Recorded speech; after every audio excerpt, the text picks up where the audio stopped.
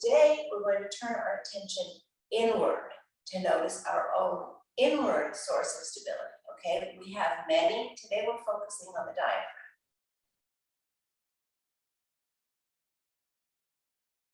Just by paying attention to this expansion and contraction, we can allow ourselves to feel that ease elsewhere in our body, okay? We're not going to only look for rootedness to the mat, for the stability. We're also going to look inward.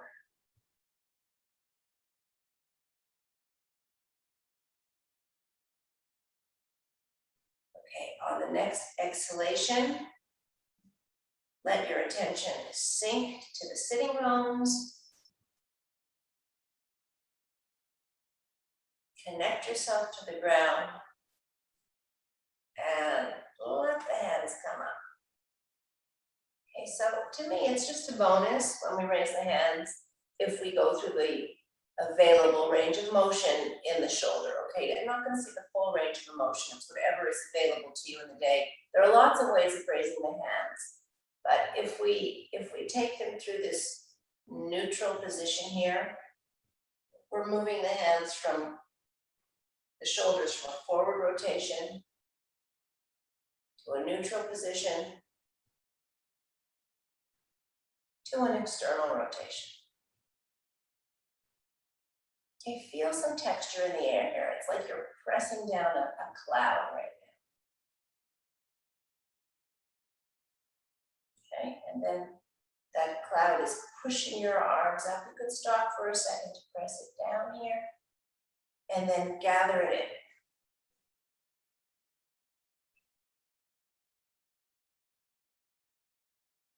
Easy movement of the shoulders. The shoulders take a tremendous hit, okay, with all the computer work that we do. Anytime that forearms aren't supported, or we're reaching forward for the keyboard or mouse, or reaching out to the side for the mouse, we're straining, we're compacting, contracting the front of the shoulders and weakening the back. So if we work like this for a long period of time, we need to ease the shoulders out quite a lot. Next time your hands get up, stay there, okay? And again, press some texturized air in between your hands. And inhale to lengthen the spine. Now, in order to lengthen the spine, we need to root down through the sitting bones. Lengthen the spine. It's almost like an inversion table without the inversion table. We want to lift and separate every vertebra off the vertebra that's below it and twist gently, gently, gently to one side. Now, maybe your first twist of the day is just going to be with your breastbone lining up over the knee, okay? If it's aggressive for you to start with a twist, then just start with the minimum twist possible. Think about your diaphragm, take the attention back to the breathing muscle. Here too, with the contraction, the chest cavity increases, and then when the lungs expel the air, the diaphragm recoils back up. So there's a creation, even in a twist, of space in your chest cavity with every breath.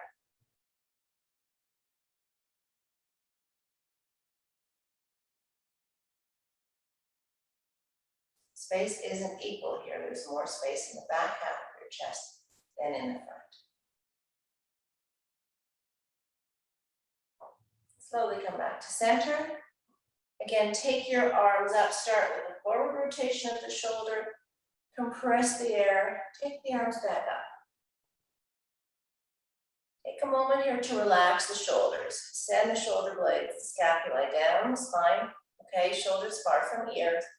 Compress the air and then decompress the spine. Reach up through the crown of your head by pressing down through your sitting bones. And from this place of ease and no torque at all on the vertebrae, you turn to the other side. Let's take a slow turn, okay? Just a gentle twist. Let's not have the breastbone go any farther than the direction that the knee is pointing. If you want, you can bring the backhand down, and we never lean into that backhand, okay? It's for height, it's just to keep the length in the spine.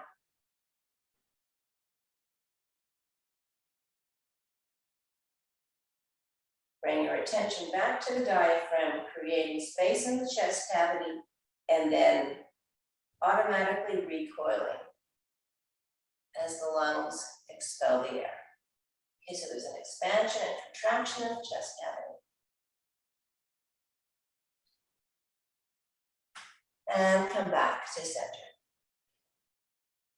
Okay, we're going to keep our attention on the breathing and the changes in the shape of the chest cavity and the rib cage as we do some extension and flexion of the spine. We're going to do it from a sitting position. So bring your hands here to the shins, just below the knees, okay? And as we inhale, the chest expands.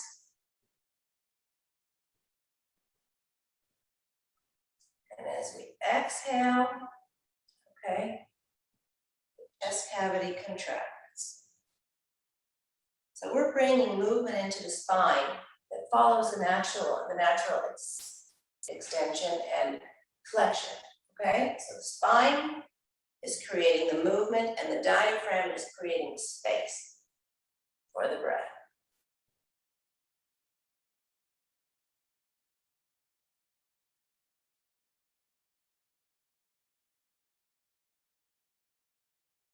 Inhale, diaphragm contracts, chest cavity fills with air.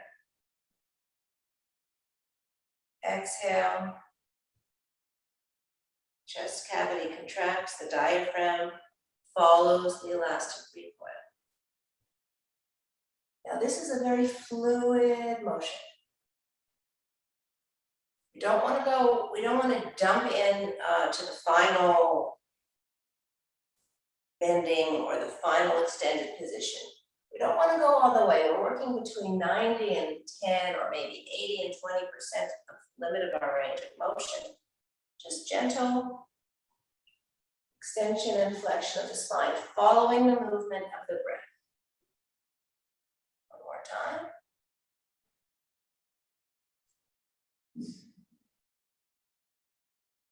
And we'll now move the spine sideways. Again, remembering that the inhalation is caused by the downward contraction of the diaphragm. Okay, so inhale, the diaphragm opens up more space for the breath in the chest cavity.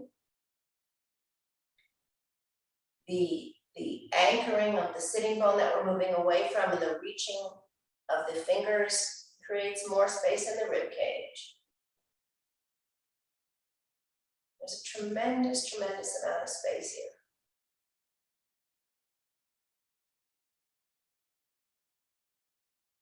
Always check in. What's stabilizing me? Where am I experiencing ease?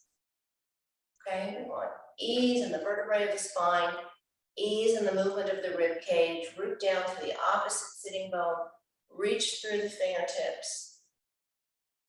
The diaphragm increases the volume in the chest cavity, and the anchoring down and reaching through the fingers on the high side creates room in the rib cage.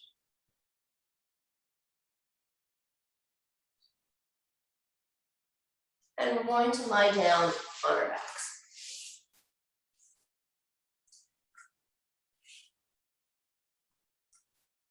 Keep your knees bent, both feet are on the floor, and then we bring one thigh into the belly. Okay, and we're going to raise that leg. Pay attention here to the breath. Okay, you're sinking into the mat, into the supporting surface with every exhalation. You're well supported, and that is why the raised leg can be light and easy. Okay, let's bring some movement into that leg.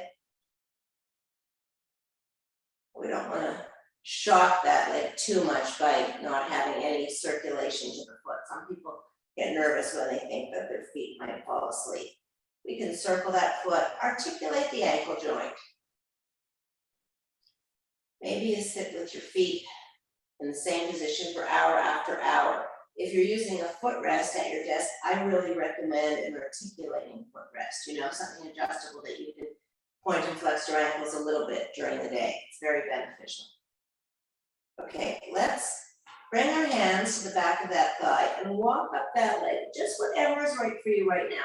You may not be able to walk up farther than the knee, okay?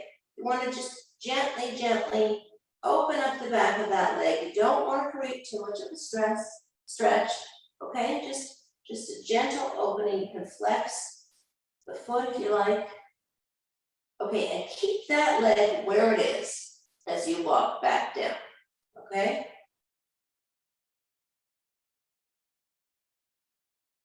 We'll cross that ankle over the other thigh just above the knee and keep your shoulders down, okay? Remember, you're breathing into the chest, okay? Attention is on the diaphragm. As it contracts, the chest expands. As we exhale, the diaphragm recoils with the chest cavity.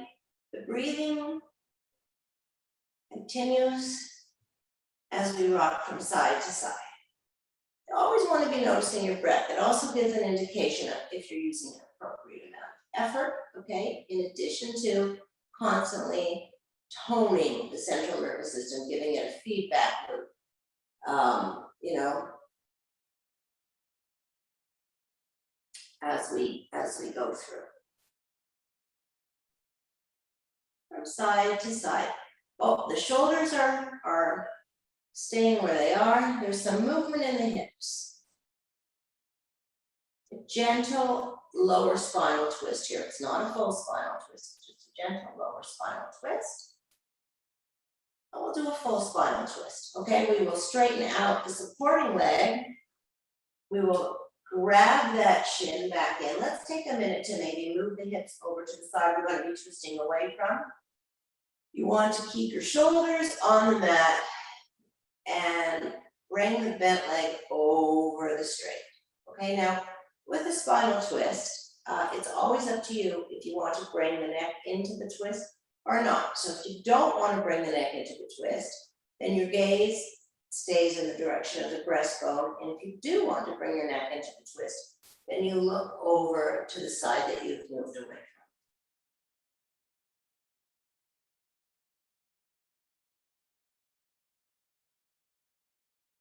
Again, attention to the breathing. Okay, twists have a tremendous benefit on the digestive organs. If you overlayer that with the attention to the diaphragm, there's a lot of work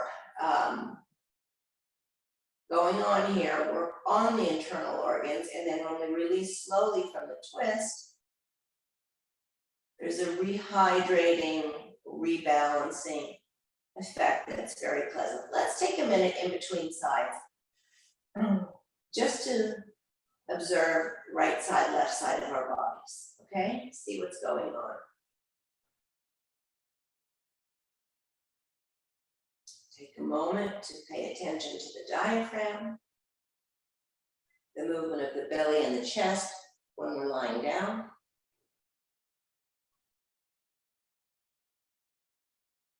Okay, bend the other leg and raise the leg that was supporting you before. Okay, so when we're on the floor, this is our chance to pay attention to the back body, okay, and the surface beneath it that's supporting us.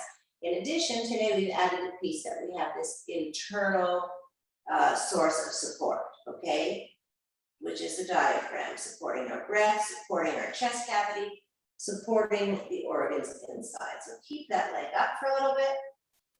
Okay, because of all the stabilizing and support that's going on in the back body and the one foot, there's a tremendous amount of ease in the leg. I really like to think that if you fell asleep here, your leg would just stay where it is. Now, it will be easier to stay if it was falling directly into the hip socket, and harder to stay here or here, okay? If you're using, you want to find a place that gravity is really drawing the weight of that leg back into the hip socket.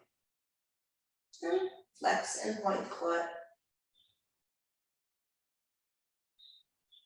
Circle the ankle one way. and the other. And let's walk up the leg.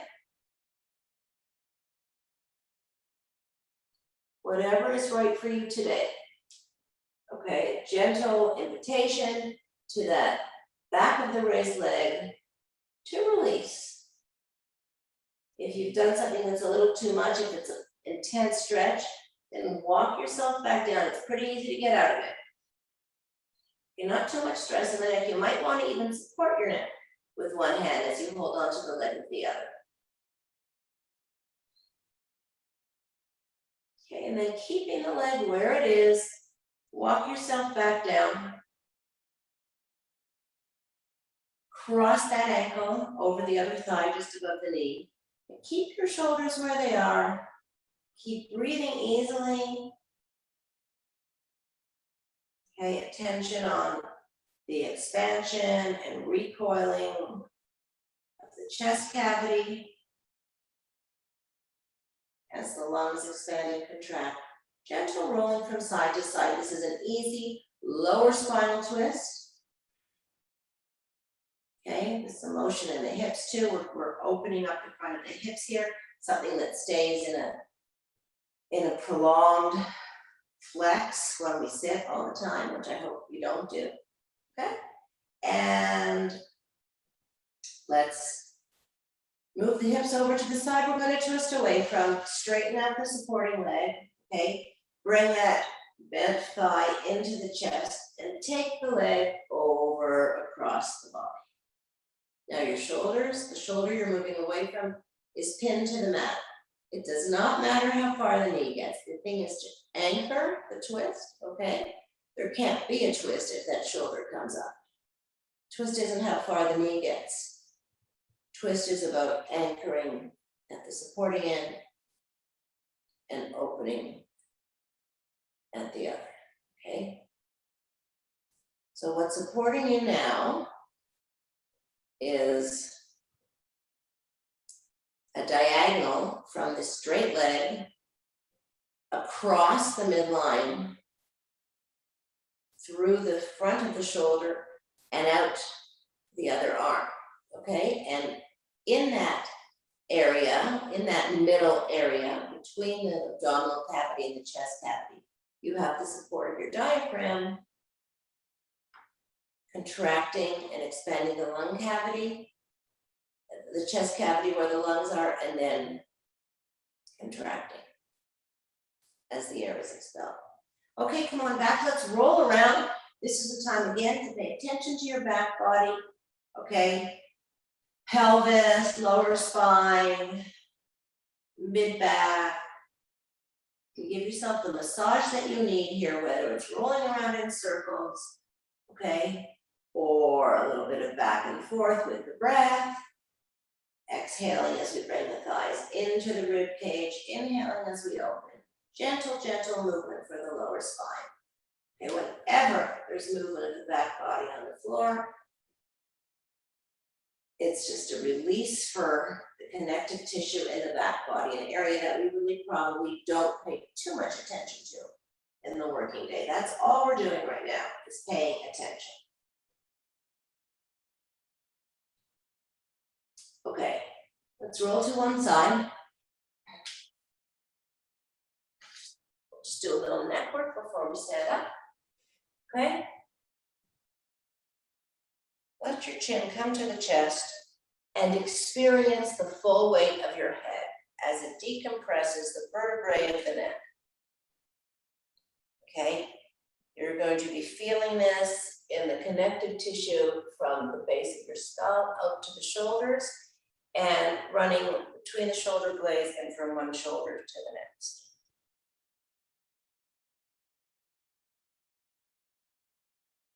Okay, and as the neck is decompressed, you can shake your head no. Say a gentle, the gentlest no you could ever say to someone, like if they asked you in your sleep.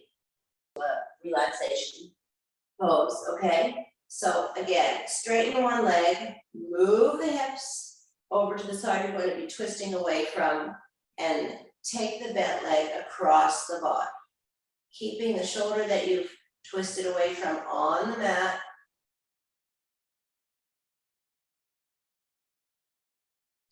Keeping your attention on the expanding and contracting chest cavity.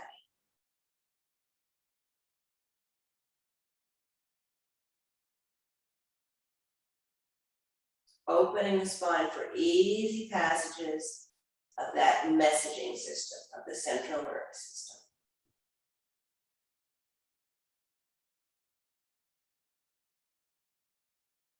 Exhaling slowly and deeply, sending a message to your brain that you're safe. Coming back, shift the hips to the other side, straighten the other leg. Bring your second leg into your chest, anchor the shoulder that you're twisting away from. Pay attention to the side of the rib cage that you're twisting away from. An easy, full spinal twist. Hips don't lead, but they come into the movement here.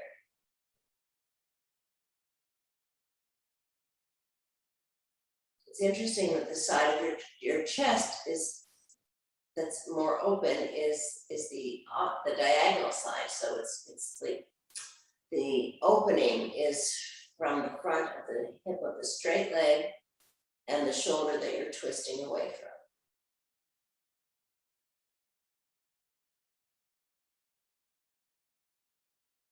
from. Okay, come back to center. And we're going to take a moment to shake it out. And as we shake it out, the attention is on the back body and releasing of all tension to the receiving surface below us. Okay, so exhale and release all tension. Do it one more time with a sigh, with an audible sigh. Exhale and release the tension. Okay, and come down into a final relaxation pose. If you're experiencing any unease in your lower spine, then you're going to want to bend your knees and support one knee by the other. Okay, if you like to take your final relaxation lying down with straight legs, then by all means do so. I suggest that you open your hands so the palms are to the ceiling and the fronts of the shoulders are open. Okay, this is a very, very vulnerable position. And this is the completion of that message to your central nervous system. I'm safe now.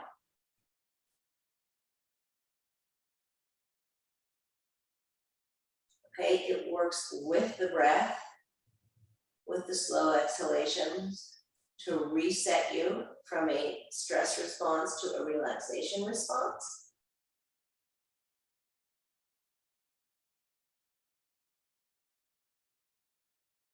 And this is where the benefits of all the yoga poses. In a yoga practice, this is the yoga. It's in the final relaxation pose where your central nervous system integrates all the messaging that's going on. This is where you line up the benefits that you're going to carry with you into the rest of your day. Okay, so pay attention to yourself here. Notice the breath, notice the slowing down, maybe notice the slowing down of your thoughts as well.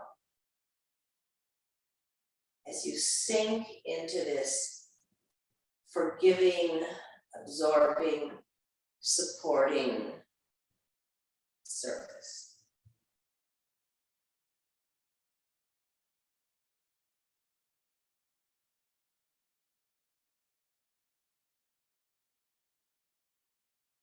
You can let your thoughts sink into the mat as well. The trick here is to pay attention to the transition.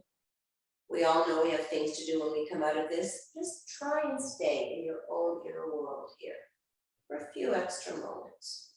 Only good can come from it.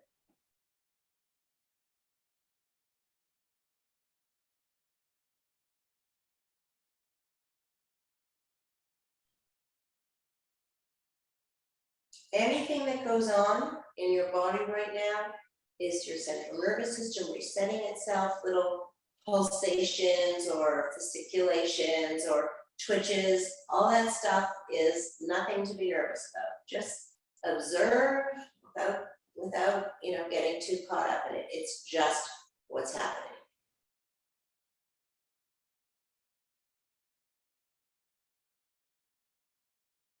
It's all part of paying more attention to our bodies,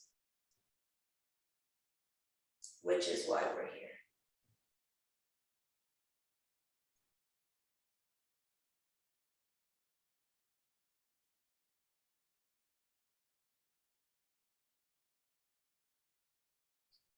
Slowly bring some movement into your fingers and into your toes. Notice, by the way, when you move those extremities, just how far along them towards the joints of the hip and the shoulders, that movement can be noticed. Okay, there's nothing that happens in isolation in your body. Everything is connected. Stay very soft and rounded as you bend your knees and roll onto one side. Okay, and press yourself up into what we always call a supported seating position.